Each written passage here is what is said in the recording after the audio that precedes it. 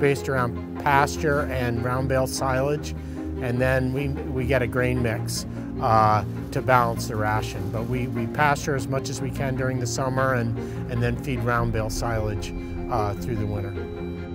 We make cheese about 320 days a year.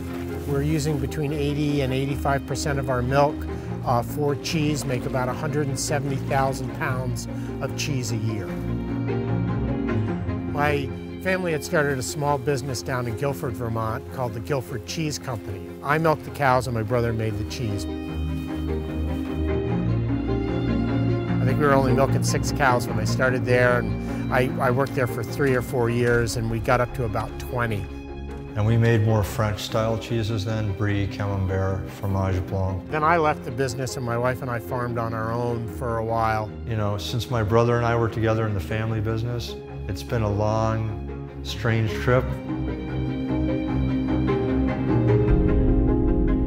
It was really sort of the infancy of that industry within the state, getting started with this idea of farmstead cheesemaking. In other words, using the milk produced on a single farm to produce cheese. And we're recognized nationally for the quality of the farmstead cheese that's being made. And then also businesses like my brother's, where he gets his milk from one farm, but it's his own creamery and he's making his own cheese. Feed is very important because, particularly on the forage side, in terms of how cheese flavor develops, because microbes that come from the forage end up in the milk, and those become part of that microflora of the milk specifically. You can make bad cheese out of good milk, but you can't make good cheese out of bad milk. So you need this high quality milk, and specifically for cheese making. Just make it as close to the land as we possibly can. Get the taste of place into the cheese. You're getting local food that you know how it's produced, you know the person that produces it, and it strengthens those connections between where the food comes from and you know, the consumers that are eating it. It's really important for the cheesemaker and the farmer to know each other well and to talk with each other a lot about what's changing on the farm. Over time they can learn like what will be the effect on the cheese-making process. We're working with that kind of milk that changes frequently.